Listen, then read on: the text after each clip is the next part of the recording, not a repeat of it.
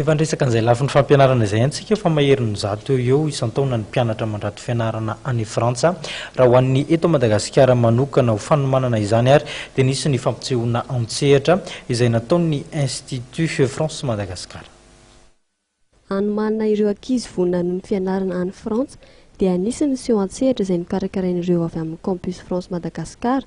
Izay mba hatsapahan'izy ireo sahady ny mety ho fizotry ny fiainana any ivelany, indrindra ireo izay sambany vao hanitsaka firenena vahiny.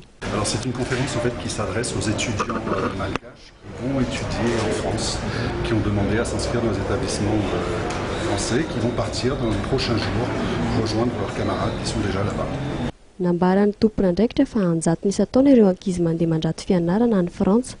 70 eo no mahazo famatsiana avy amin'ny gouvernement tany an-toerana. Eo ihany koa ny faritra any an-toerana sy ireo karazana fikambanana samihafa.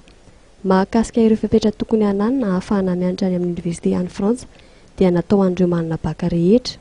Ny fandaminana ny trano ipetrahana kosa indray dia anjaran'ireo mpianatra no mitady sy misafidy izany.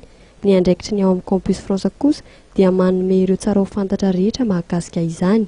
Momba ireo asa tselika izay ataon'ireo mpianatra kosa indray dia misy lalàna frantsay mamahatra azy, saingy ireo tompon'andraikitra avy amin'ny sekoly kosa dia tsy mankasitraka ny anatanterahana ireo mpianatra azy ireny.